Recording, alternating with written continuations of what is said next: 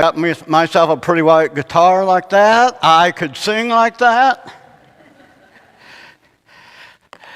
Today is the day that the Lord hath made.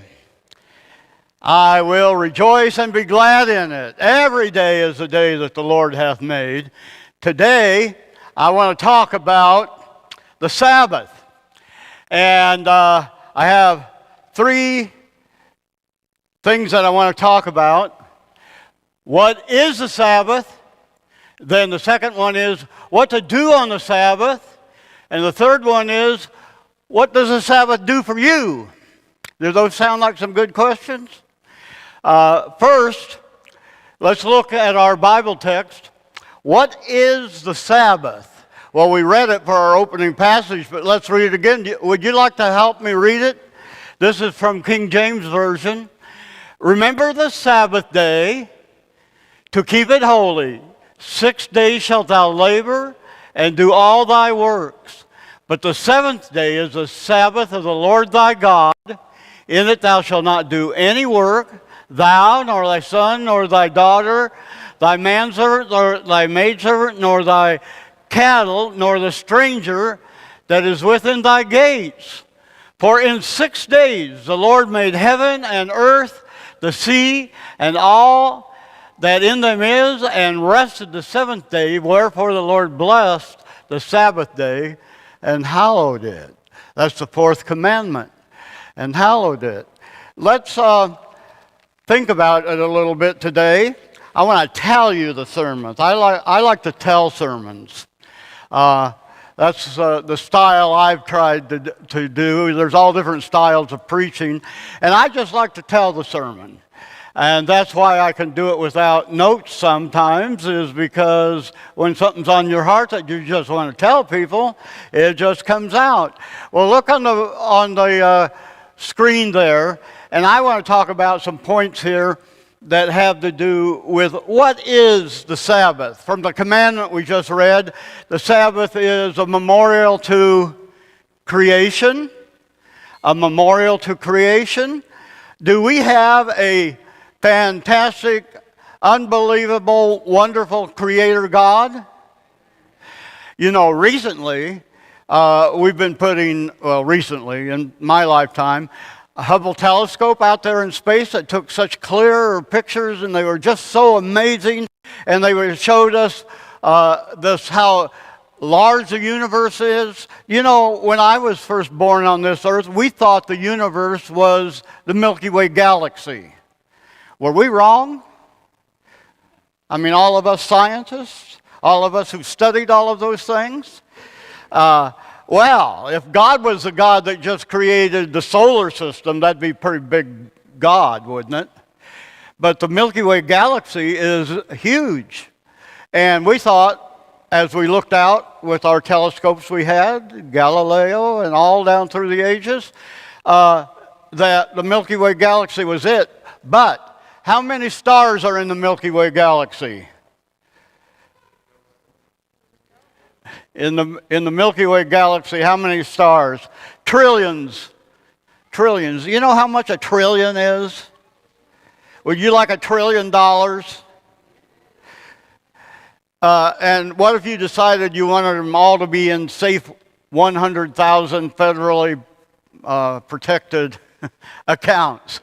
How long would it take you to put $1 trillion into all those different accounts? Several lifetimes, right?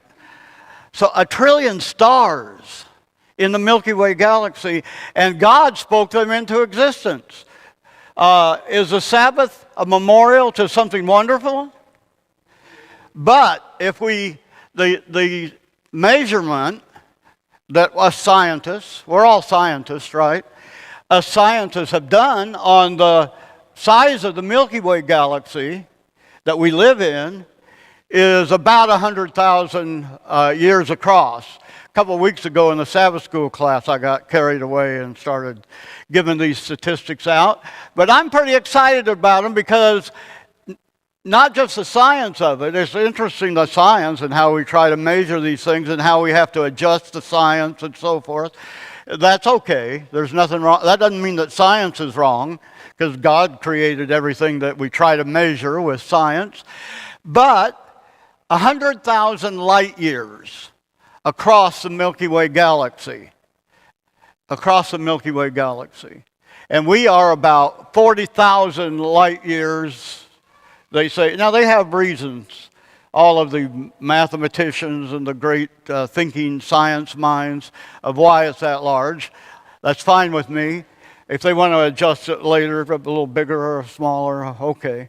But the main thing to me is, who spoke it into existence? And how far is a light year anyway? Have any of you traveled a light year?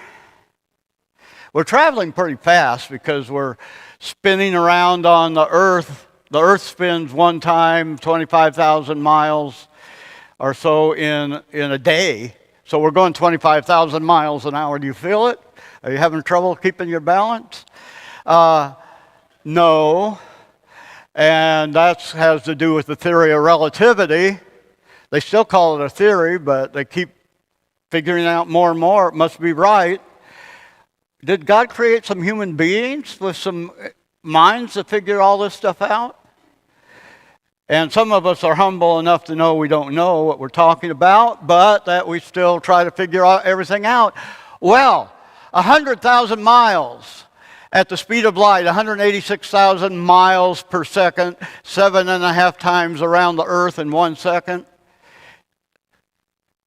I can't spin my hand that many times in 1 second. And 186,000 miles in that 1 second. Now, go for a year at that speed, and that's a light year. And 100,000 light years. So if we built a spaceship, we have it out in the parking lot, we're all going to get in it this afternoon and go off to the edge of to the far edge of the Milky Way galaxy. It's going to take us 40,000 light years. 40,000 years. What? Just to get to the edge. 40,000 years at the speed of light to get to the edge. And now we've gotten out there. How are we going to eat? Take enough food along.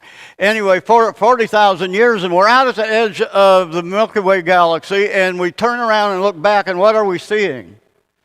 Trillions and trillions of stars. That's the Milky Way galaxy behind us. But as we look this way, what are we seeing all over? Dots of light. Dots of light. And what are they? They are trillions and trillions of other galaxies. In my lifetime, we didn't know that, the years that I've lived. Now we know. If we got out there, there'd be trillions, and the next nearest one, galaxy to us, anyone know the name of it? Andromeda. It's 1.1 million light years away from us. And then when you get over there, after 1.1 million years at the speed of light in our spaceship, you look around and there's still trillions and trillions of more of them. And by the word of the Lord were the heavens made, and all the hosts of them by the breath of his mouth. Well, these big numbers and ideas don't bother me because that just makes my God a bigger God than I might have thought. You know, when I was 20 years old and we still were thinking it's just one galaxy. Now we know it's trillions and trillions and trillions of galaxies. And we put up the Webb Space Telescope. Do you guys follow the science on these things? It's awfully interesting. Don't get worried that it's going to shake your faith in God, because if it does, then your God isn't big enough in your mind. My God is a God that exists outside of everything and spoke it all into existence.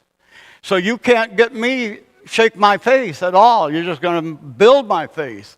Every new thing that we learn about how large the universe is, and that's the creator of God. And oh, by the way, he invented the DNA deoxyribonucleic acid, which is where all of the genetic information is coded for every different plant and animal on our earth. And I guess, you think you use DNA, the same kind as on this earth, and all those trillions of galaxies? I don't know, but I'm going to go to heaven. I'm going to find out a whole lot more because I'm excited about my Creator God and everything that He created. And He's going to let me spend my time doing it.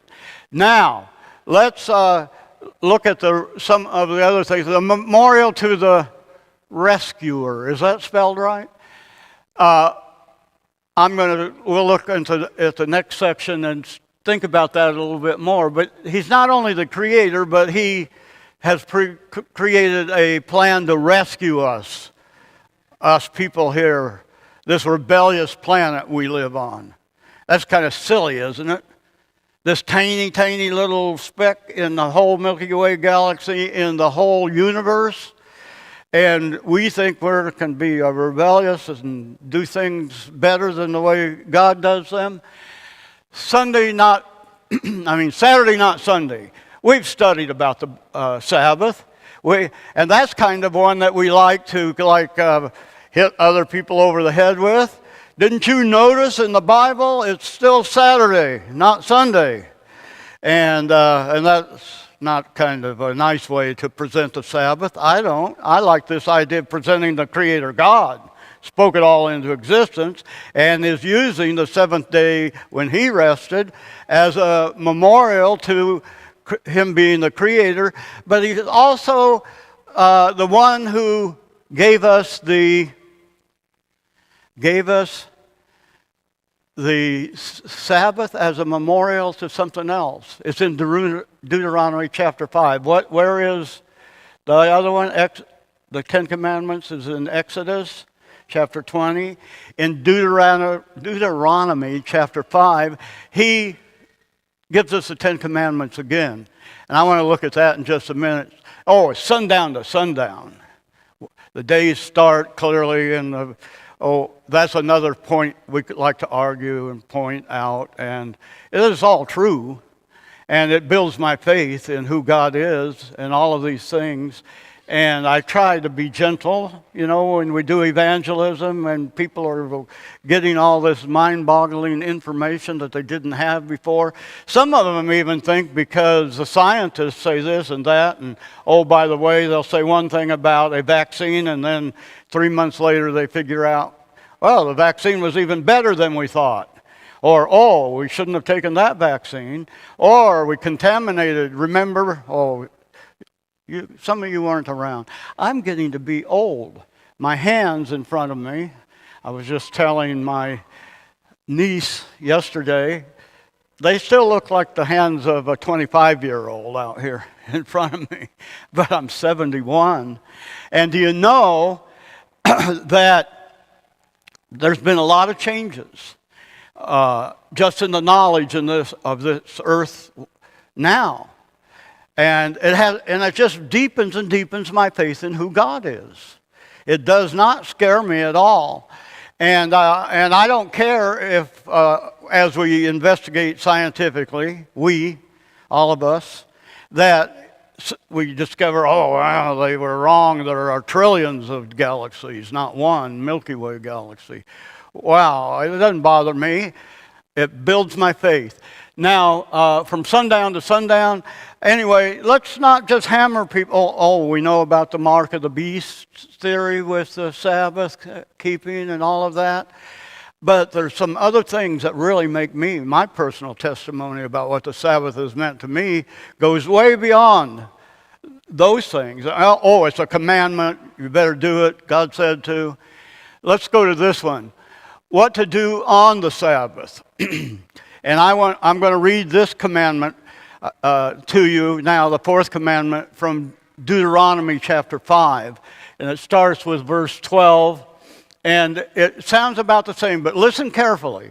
I wouldn't be having to read it over and over, except that there are a couple interesting ideas as it was repeated in chapter 5 of Deuteronomy.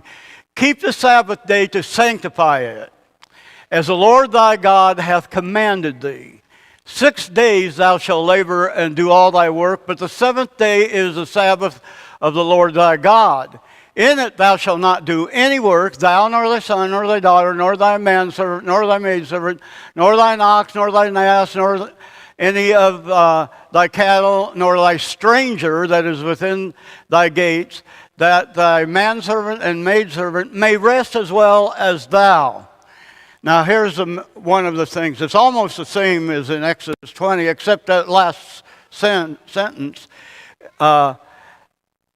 So that everybody can rest. Why are you going to require your animals to keep the Sabbath? And why are you, the strangers? It's for their own good, isn't it? That's what all the commandments are given to us for. But this is for their own good. It doesn't say that in Exodus chapter 20. Here it says that they can rest. They can rest from their labors and their work. Isn't that nice? Yeah, come on over. Spend the Sabbath with us. But we keep the Sabbath. That means we're not going to do any hard work. We'll go for a walk on the beach. Maybe we'll get the canoes out and gently paddle down the stream over here. We're going to see how many different species of birds we can identify this afternoon. Does that sound nice? Did God do something really nice for us? We're going to finish this in Numbers chapter 5 and look at, here it is, verse 15. And then I put the corresponding one from Exodus 20. And remember that thou wast a servant in the land of Egypt, and that the Lord thy God brought thee out thence through a mighty hand and by an outstretched arm. Therefore the Lord thy God commanded thee to keep the Sabbath day. Now what did it say in Exodus? Why do we keep it? Well, I put that down here so we can compare it on this one slide. The reason we keep it according to Exodus 20 is, for in 6 days the Lord made heaven and the earth and the sea and all that in them is, and rested the seventh day. Wherefore the Lord blessed the Sabbath day and hallowed it. And why does it say we keep it? Because in Deuteronomy chapter 5, it says we keep it because he led us out of Egypt. He rescued us. Does that sound like the rescue mission that he's on, to rescue us from this planet and from the trouble that came to this planet? So it's a memorial to creation, but it's also a memorial to the plan of salvation. That's pretty exciting to know that. So what are some of the things that we would want to do on the Sabbath? Worship the Creator. Would that be appropriate? I think the whole Sabbath is a day of worship rather than thinking and doing all the secular hard work and all of the other problem solving in your ordinary secular life. Pay the bills. Is that a good thing to do on the Sabbath? Boy, that would be an uplifting Sabbath day's blessing. Don't pay the bills. Don't do that. Okay, so worship. Well, we even come on Sabbath and worship at the church, and we worship all day on Sabbath. Now, back in Christ's day, how many times did they go down to Jerusalem every year and worship at the temple? Just a few times a year, right? Three main feasts that they went down for, and a few other times that they could. So what a blessing I have to come here with all of you people. Every Sabbath, we can come and worship together in a beautiful worship room that God has provided for us. Now, did you notice that there was kind of two things that was going on with this memorial to Sabbath keeping, to the Creator God, and to the God who created salvation for us, going to rescue us even though we rebelled against Him. And there is something else. It's right in the Ten Commandments. Now, the first 4 commandments talk about worship, don't they? Worshiping God. And then the last 6 talk about how to have really good relationships with each other. Do all those 6. If they're for our good, aren't they? And they'll make us have good relationships with each other. It's fellowship with each other. So on the Sabbath day, is it good to, I put it up here, worship the Redeemer? Then I put fellowship with Sabbath believers. Do you look forward to that? Do you look forward? I wake up on Sabbath morning, even if I've been working hard all week, or for several weeks on getting a sermon ready to preach. That's hard work. Have any of you done a lot of public speaking? It's hard work. Even when you're 71 years old after you started when you were in your 20s, it's still hard work. And I'll be worn out this afternoon. I've got guests visiting, and they're all excited because they're on vacation. But take it easy on me if I fall asleep. If we go walking and I lay down out there in the nature park or on the beach or something, I may fall asleep because worship can be hard work. Ask the Sabbath school teacher. Worship can be hard work, preparing, doing it on Sabbath morning.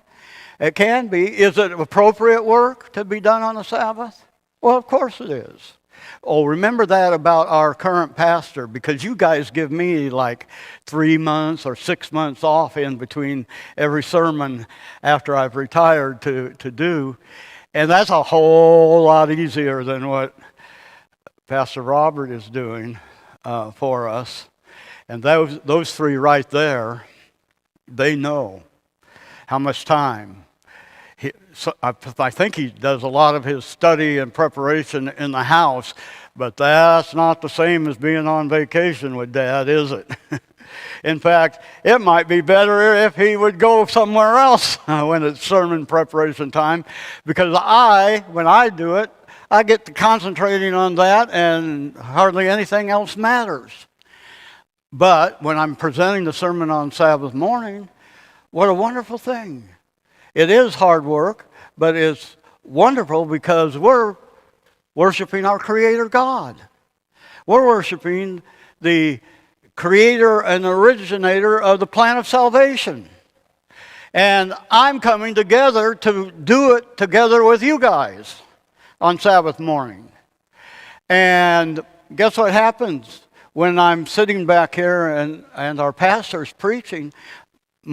He's not the only one whose mind is working on Sabbath morning. It's the rest of us.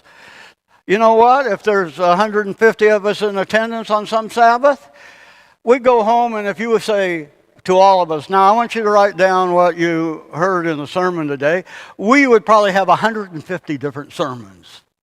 Because, Troy, where did you go? The Holy Spirit, there you are. You're over here sometimes. The Holy Spirit is speaking to our hearts, and we may have an epiphany that the pastor isn't having about what God is writing on our hearts during the worship time. And is the fellowship worthwhile? I just look forward to it every week, the fellowship of getting together. I liked it when at churches where I pastored, where they had a fellowship meal every single Sabbath. Ooh, that was a lot of work. Is that appropriate work for Sabbath? For fellowship? Yeah, yes it is. And is it valuable to me? Oh yeah, I like to eat, but fellowship is the word that I like most about a fellowship meal. Getting to know people and catching up on the stories of their spiritual walk with God. And it's so encouraging. And to see how God has done. Well, cheerful fellowship. Nothing wrong with serious fellowship, is there? We could have some serious things on our minds and come together in fellowship on Sabbath. But I prefer cheerful fellowship. I don't know about you guys, but I like that. And what about somber worship? That's different than serious worship. somber is like, ooh, like a funeral or something. And does a funeral have to be somber? It doesn't have to be either. It could be, I remember hearing a pastor say, he came home and told his wife, that was a really good funeral I went to and spoke at today. And they can be cheerful? We had a funeral not long ago up there in Atmore. Couldn't think of it for a second. And it had to come right by Christmas time. But it was a joyful experience and a sad experience because we're planning to get back together again for many more Christmases, if they have Christmases in the new earth. Think we will? If you don't know the answer to that question, make sure you get to heaven because there's a whole bunch of questions we've got to get answered. But they may have it in your household. Even if the rest of us in heaven don't, I think special Christmases might be good for you guys. What a wonderful thing to be thinking about on the Sabbath day. The Creator God created all this and wants us to have cheerful fellowship. Oh, not secular business. Should we be talking and paying the bills on Sabbath, or even letting our mind drift over to how in the world am I going to pay that bill Sunday morning and write that check? And so that's secular. What is secular? Is secular wrong? Having a job out in the secular world, working as a plumber or a secretary in the plumber's office, or doing a job like that. That's nothing wrong with that. But if we're going to be spending our time in a worship and fellowship relationship on the Sabbath with the Creator God and with the fellow believers in Sabbath worship, we'd like to do what God said. Don't work on the Sabbath. Take it off.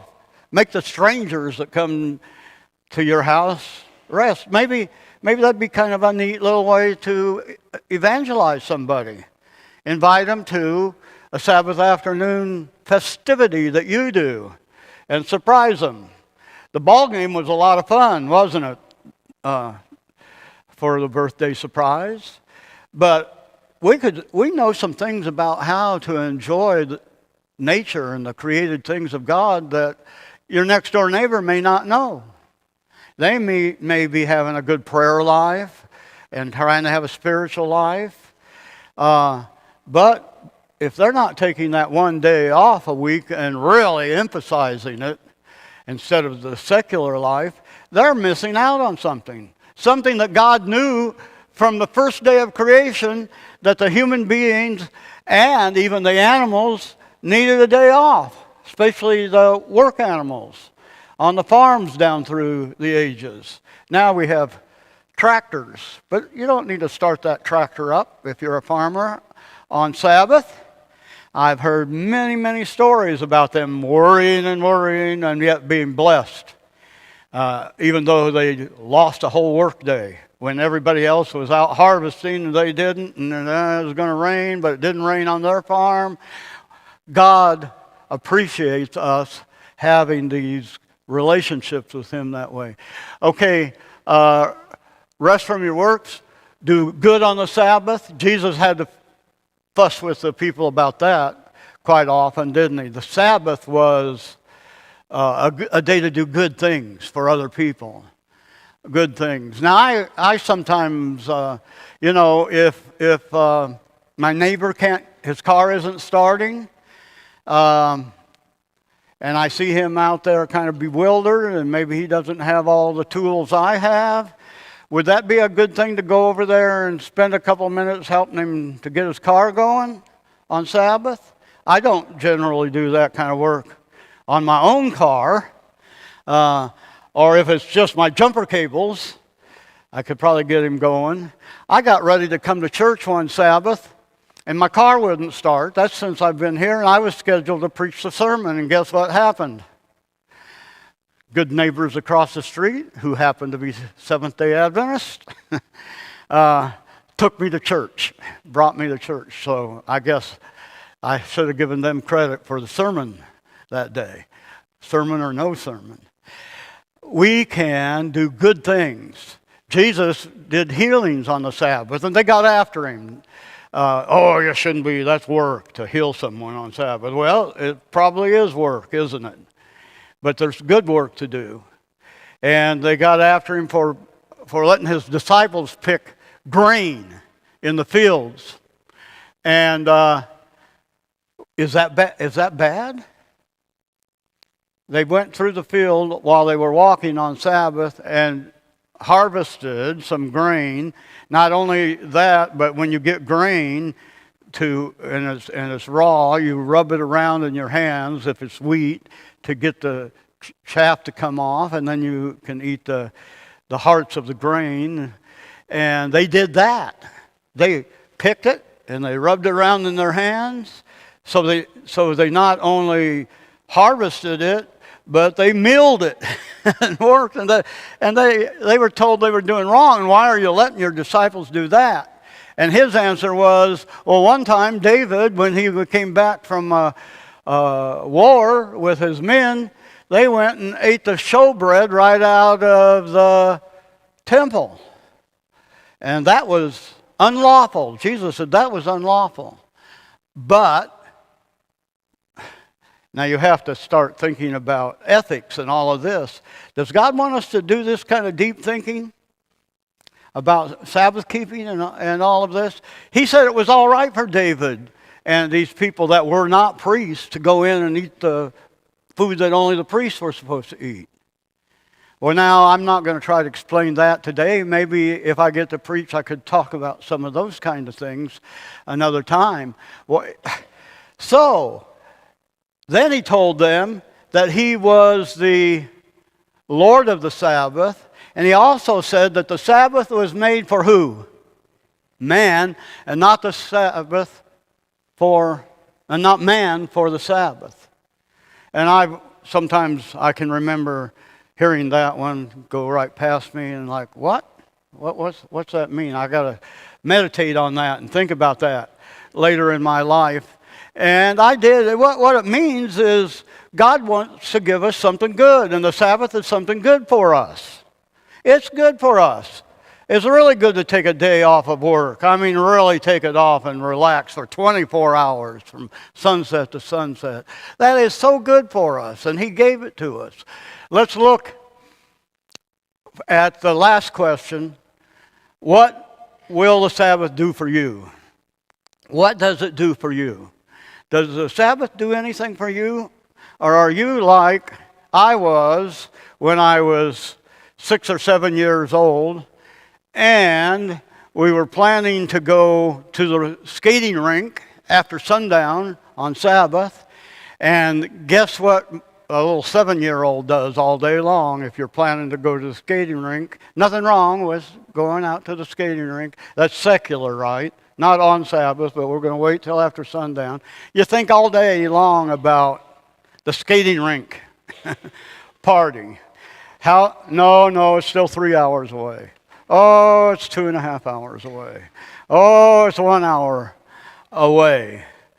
So we don't have to do that. What is good to do on the Sabbath? What are some fun things to do? If you were going to if your neighbor called up and said, I've been thinking about you guys keeping Sabbath. I see you get up and go to church, and then it seems like every Sabbath afternoon you get the kids loaded up and go somewhere. What do you do?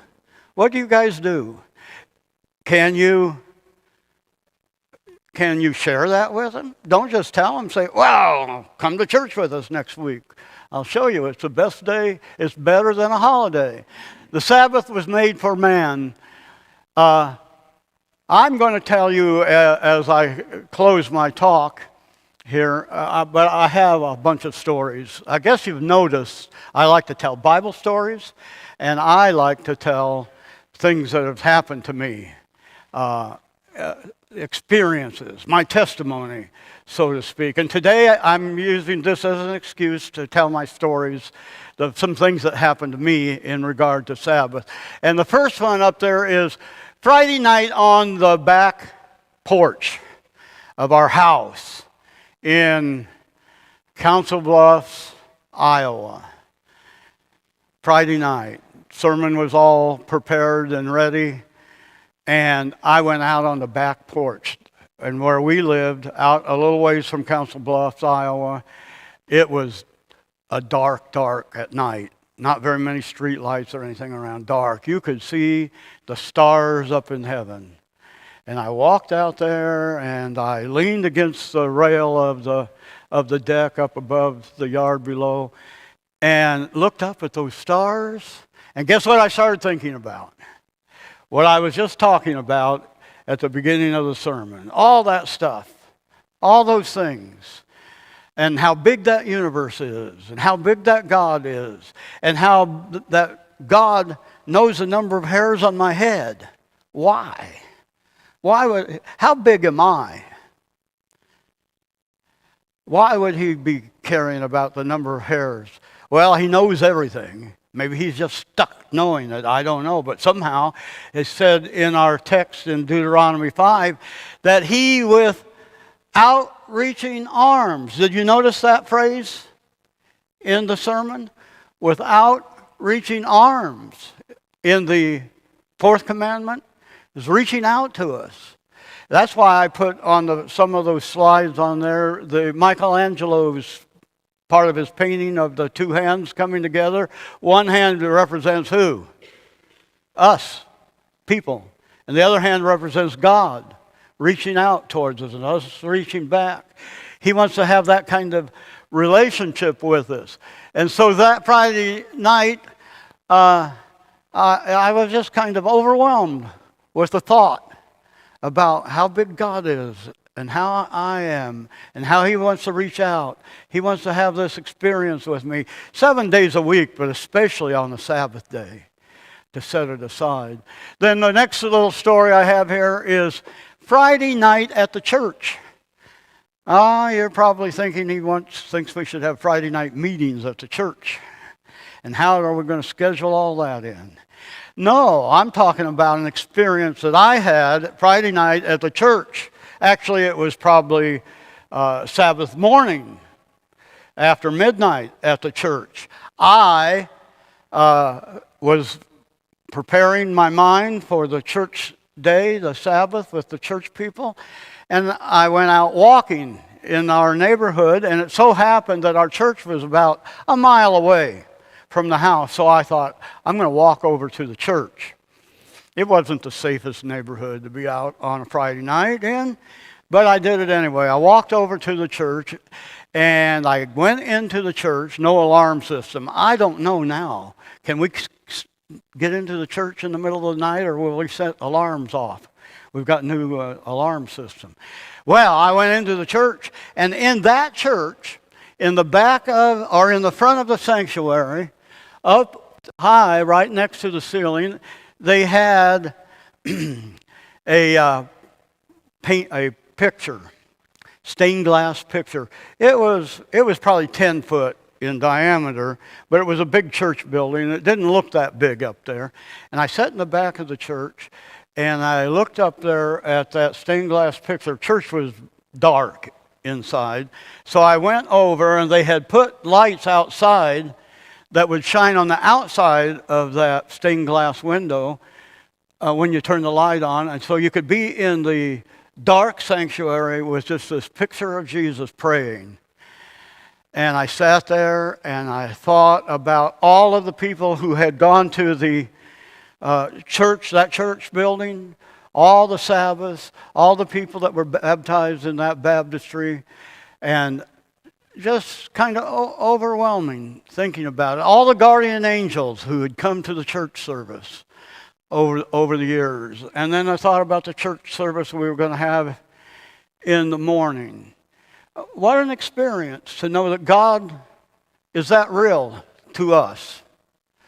And I could just sit there and be thinking about him and thinking about all those thoughts. Must be the Holy Spirit can get to our minds and really help us when we're in need, but also when we're having these times when we're thinking and meditating. God created us and says that we should think and meditate. Let me see. I'm not getting through them very fast. Sabbath afternoon, the swamp. That's the next one. I went out to the swamp every Sabbath afternoon at Bass Memorial Academy soon after Hurricane, the one 50 years ago. What was that hurricane in Mississippi? I went out there because trees had blown down. The swamp changed into a different kind of place because there were lots of big trees that blew down, and they were laying sideways, but they were still alive. Some of the roots were still in the ground, and branches going out, not up with branches going this way, but laying down with branches.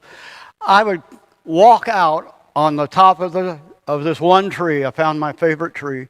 I'd walk out on the top of that tree and just sit down against the branches now that weren't out but were backs of my chair, and sit there and look down at the swamp right below me, 10 foot or so below me. And it's amazing what you can see in a swamp when you're sitting up above it. All kinds of things. Turtles swimming around, other heads sticking up, swimming around with a little zigzag motion. What were they? Snakes, cottonmouth water moccasins. Glad I was in the tree. I don't think they like climbing trees that much. I don't know. They could have come up there with me. Then what would have I done? But what a meditative, quiet time I would have with the Lord on a Sabbath afternoon, all by myself. And the school would, let me go out there and do that, or let anyone that wanted to do that. The academy is another place that it was really nice to be on Sabbath, because talking about being with fellow believers, keeping the Sabbath, there they were. Some of the kids weren't as dedicated as other kids there, but we all knew it was Sabbath, and we all had that relationship together. If you have a chance to help some young people, your own young people, or anybody's young person, go off and have that experience, do it. It's really worth it. Even if they come out of that school and head off down a wrong path, they had that experience, and the Holy Spirit's not going to give up on them. They may decide they want to have that experience again. Sabbath afternoon at 10,000 foot.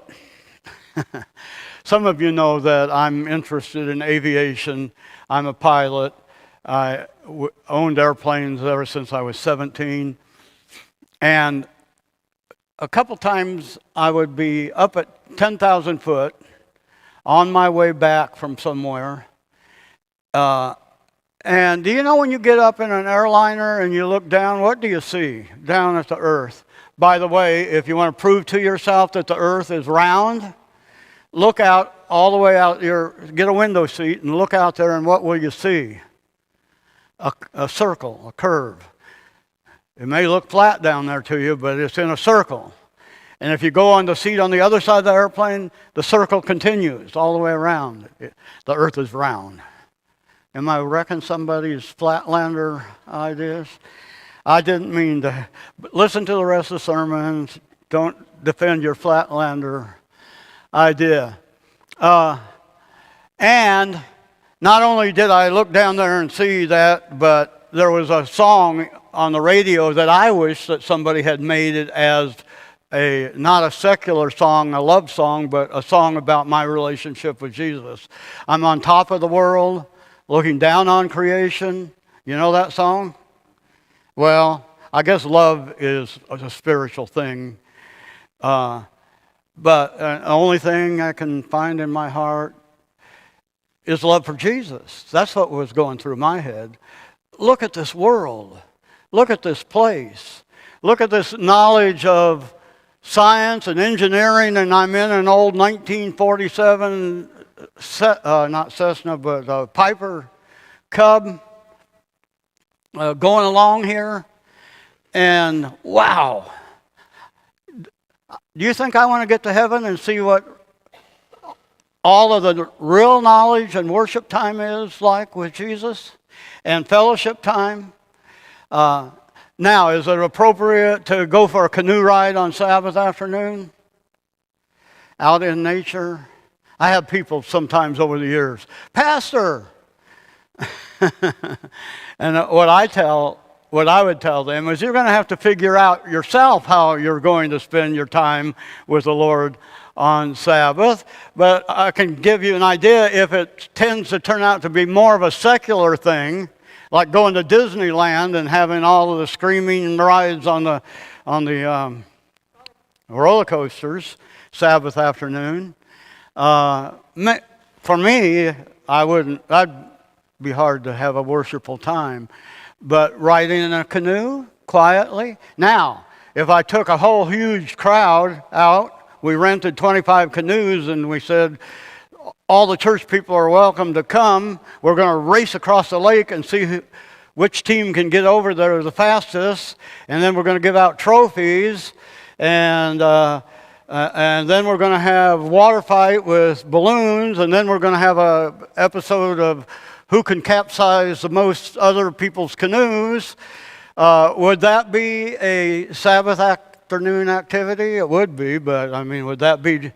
I would soon lose my thinking about my relationship with God. So just use your own judgment. If I took someone up in an airplane, I've gotten used to airplanes because we flew so much that you get up to 10,000. You know what you have to do when you get up to 10,000 foot in an airplane? Just keep going straight. You don't even have white lines that you have to stay in between. You just keep it on the heading. Maybe if you get off the heading for 10 minutes a little bit, just look at the ground and check your map. And it's a peaceful experience.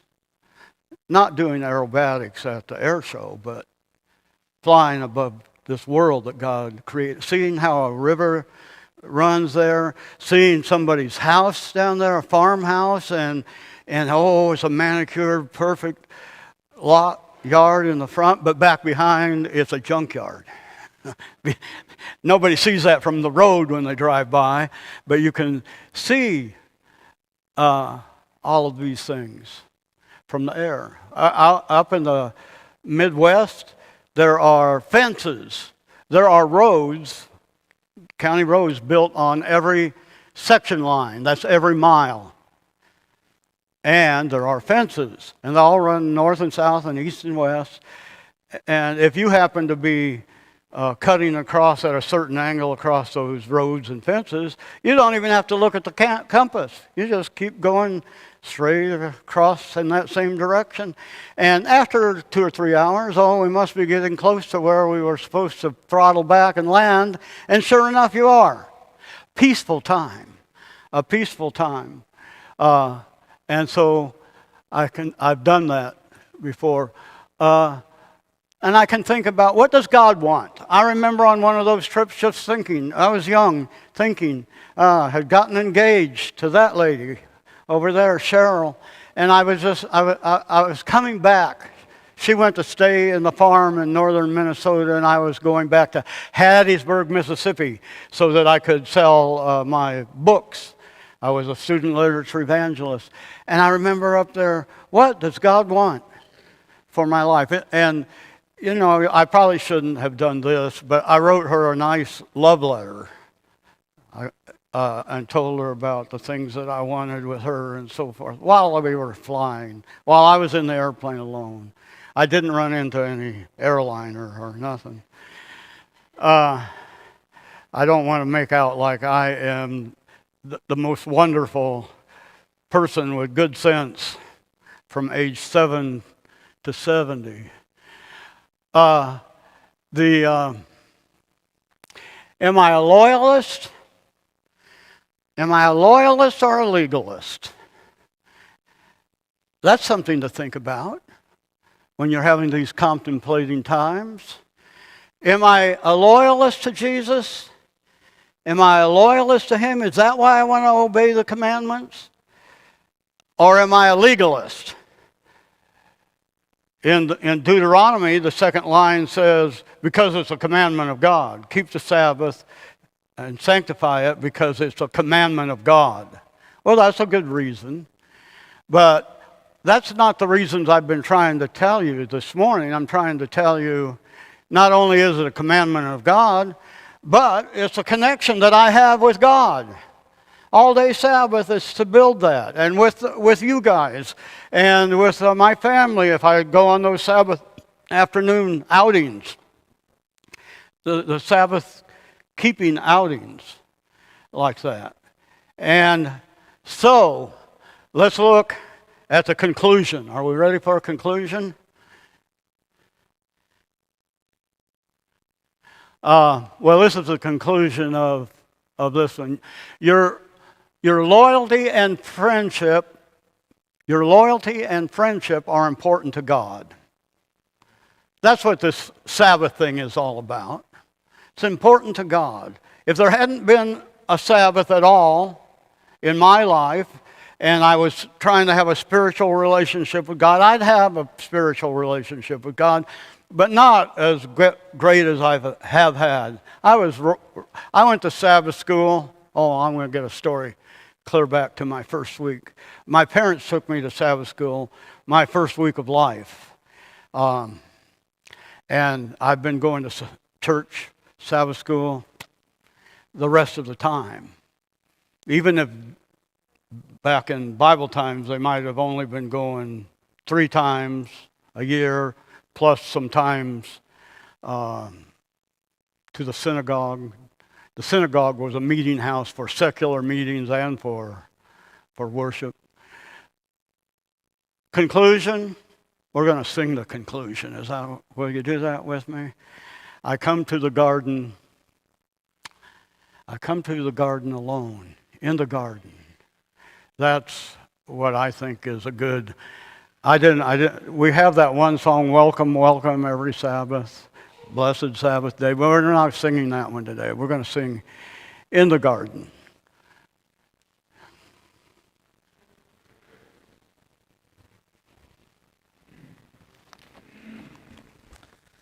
Please go ahead.